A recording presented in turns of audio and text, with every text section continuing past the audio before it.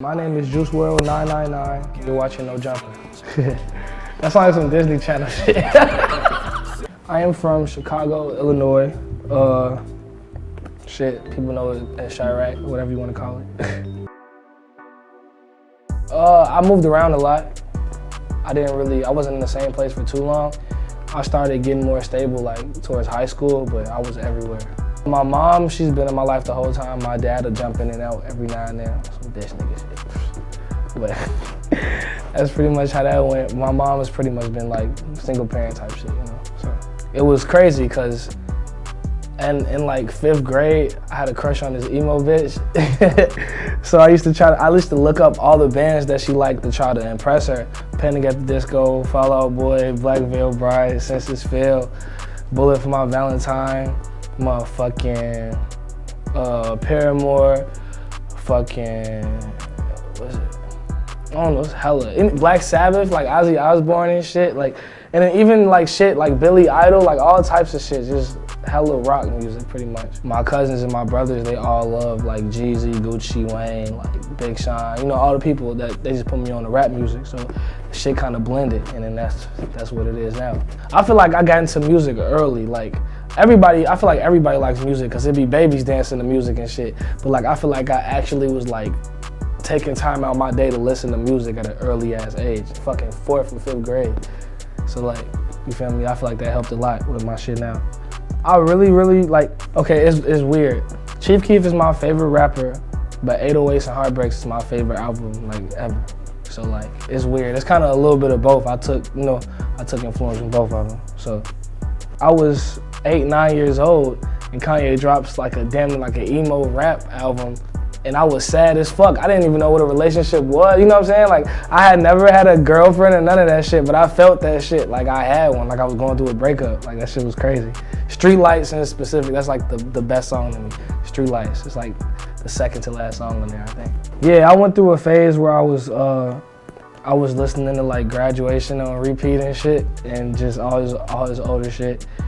But 808s and Heartbreaks and My Twisted Dark Fantasy was like my 2 favorite albums by him.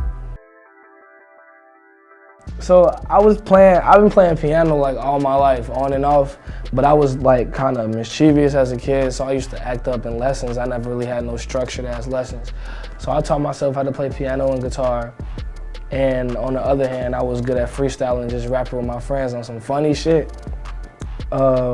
I think around like 6th, 7th grade, I started like really writing like raps down, and I didn't know how to get to a studio. I didn't know how to do none of that. I was just writing raps down. I used to spit them at lunch like with the homies or whatever. And then I think high school, like my freshman year, my homies like, bro, no more playing around. You gotta like take this shit serious. And then from there is when I just kind of started developing myself as an artist.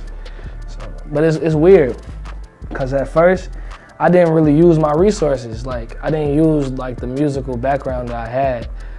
Like, I don't know if I was just like scared to be different or some shit and just actually, you know, create some like original ass shit.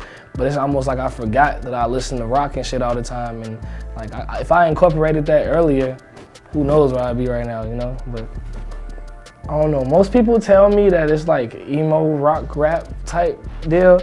I like to call it alternative, pretty much. Just something that's really it's unorthodox to usually what the fuck is going on. But I call it alternative rap. Hell yeah. I feel like it's a gift and a curse. It opens doors for you to feel emotions that you probably wouldn't usually feel with a sober mindset. But at the same time, that shit can destroy you, like utterly destroy you. So it's like, you gotta learn when it's time to get inspiration, and you know, you gotta learn the boundaries between that and just abusing shit. The main one was Xanax. I used to fuck with Perks heavy too, but it was Xanax. That was what did it. But it's like, me and the homies was doing that shit before it was cool. Like, before Future was rapping about it, before he was telling motherfuckers to pop 56 in. You know what I'm saying? Like, before shit was a trend, we was doing that shit because I think that was like my first streak of being different. Everybody was smoking weed. They used to look at us like we were like crackheads. Like, bro, y'all taking Xans, y'all popping pills? What the fuck is wrong with y'all? The same niggas 2 years later hitting my phone asking me where they at. That's just the funny part. But yeah, Xanax is pretty much the main shit I used to fuck with heavy. It's always that one point, I think I had like 3 of these where I was overly fucked up, and I'm like, bro, I can't do this anymore. And I like flushed like the last 2 Xans I had down the toilet, and I'm like, I'm gonna turn over a new leaf. And then that shit happened like 3 times, and the 3rd time I was like, nah, fuck this shit, I'm done for real. I think what made me stop for real was the last relationship I was in. It hit me hard because I was off Xanax during it, and that's like an emotional drug. So like when that shit ended, it hit me way harder than it had to be. It was way more complicated than it had to be. I want to say the beginning of my senior year. I'm 19 right now, so about a year or so ago, like I got like my first 10K views on something, and that shit drove me crazy. I'm like, bro, what? I remember when I didn't even have like 500 on my shit. So when I got 10K, I was like so lit. And from there, shit just went up. It's kind of overwhelming, but at the same time, I try not to dwell on it too much, because I know I'm like, the company I keep, they're real business savvy, and I know they know what the fuck is going on, so I could feel comfortable just kind of trying to stay distracted from that shit, but I don't know. Yeah, shout out Ski. Some shit coming with him. My boy, me and D Savage, that's the homie. Video coming soon. Look forward to that shit. It's gonna be lit. And Tokyo, pretty much. Them the ones I was fucking with recently. Home is boring as fuck. Everything moves slow. It's like seeing the same shit every day. And the one thing I like about LA is you bound to see some different shit. Every day it's always something different going on. Like, that's what I like about it. And it moves faster than where I'm from, in my opinion. Yes and no. Eventually, when I want to settle down and move somewhere, yeah, but I'm at a point in my life now where I want to travel and see as much shit as possible. So at the moment, nah, but soon. That's the bro, he cool as fuck.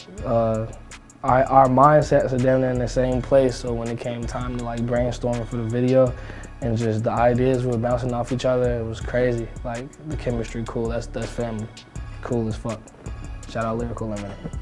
The day we shot it, and just like the scenes we did and stuff, I'm like, bro, this shit's gonna be wild. And he FaceTimed me yesterday. It was like, bro, you not ready for this shit. Like, it's done, whatever. I'm finna send you the link or whatever. So he sends me a little private link, and I watch it, and I call him back, and we're like, bro, when are we gonna drop this? Like, this shit's crazy. And then, shit, we dropped it.